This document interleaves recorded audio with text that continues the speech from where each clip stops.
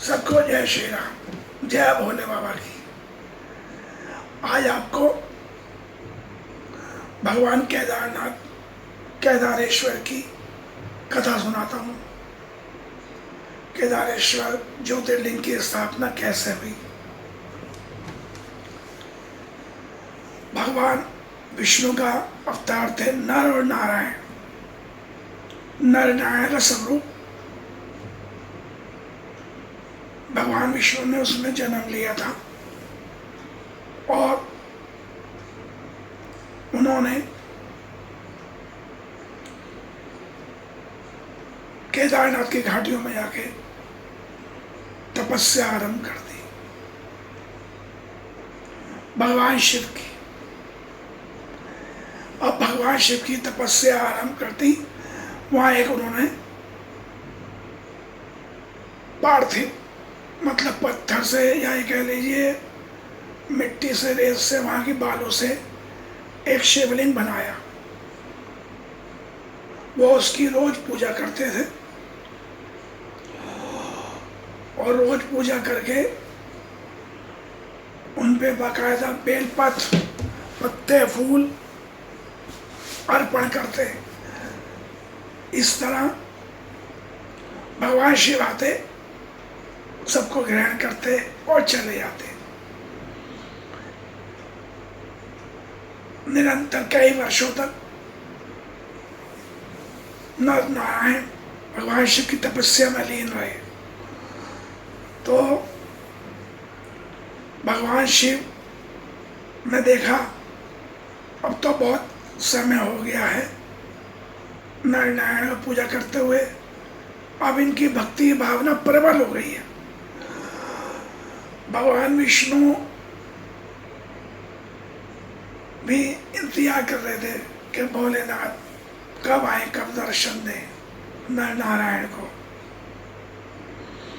तो मुझे भी शांति मिलेगी। अब नर नारायण को भगवान भोलेनाथ आते हैं, दर्शन देते हैं,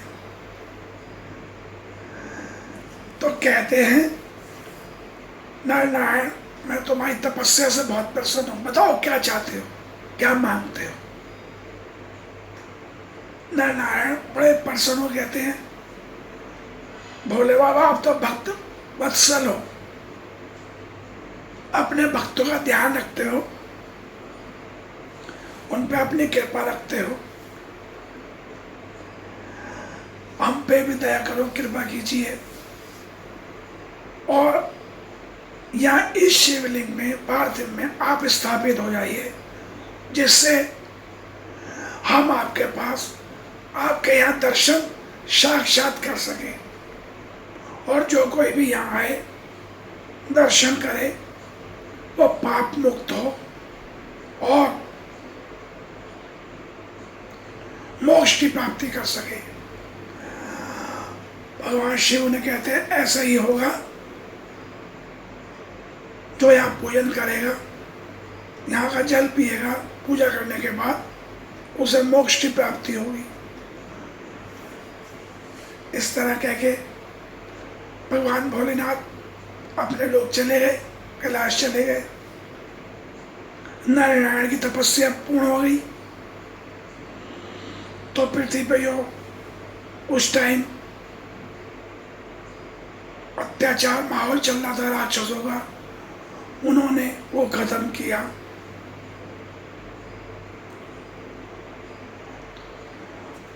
इस तरह भगवान केदारेश्वर, केदारनाथ की तपस्या करके उन्हें यहाँ स्थापित करने वाले नर नारायण साक्षात विष्णु, भगवान विष्णु के अंश थे, या ये कह लिए भगवान विष्णु ने ही नर नारायण के रूप में जन्म लिया था, जिससे वो भोलेनाथ की तपस्या कर सके, उन्हें प्रसन्न कर सके। तो केदारेश्वर महादेश्वर महादेव का बहुत पवित्र स्थान है। बर्फ के कारण ये मंदिर 6 महीने खुलता है, 6 महीने बंद रहता है। यहाँ से उनका विग्रह स्वरूप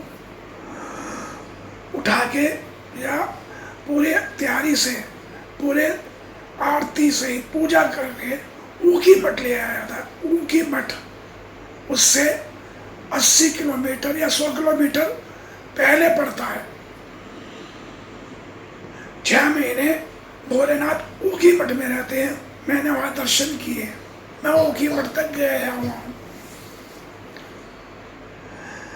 उस टाइम केदारनाथ के द्वार बंद थे, बर्फ पड़ रही थी। इस तरह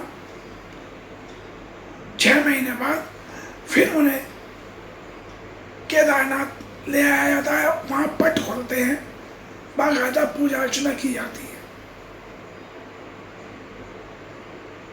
तो इस तरह केदारनाथ के रूप में भगवान शिवा ज्योतिर्लिंग रूप में स्थापित है। तो आप जब भी जाएं, पूर्ण रूप से अपने आप को भोलेनाथ को समर्पित कर दें, तभी आपकी यात्रा लगेगी। अगर आप घूमने के उद्देश्य से जा रहे हैं, पिकनिक बनाने के उद्देश्य से जा रहे हैं, तो शायद आपकी यात्रा संपूर्ण नहीं मानी जाएगी। जब तक आपका मन पवित्र ना हो, शुद्ध ना हो, आपके कर्म यात्रा करते समय अच्छे ना हो, उल्टा सीधा सोच रहे हो, तो आपकी यात्रा संपूर्ण नहीं मानी जाएगी। यही तो नियम है भगवान की पूजा का। आपको अपने कर्म अच्छे रखने पड़ेंगे और मन सच्चा रहना पड़ेगा।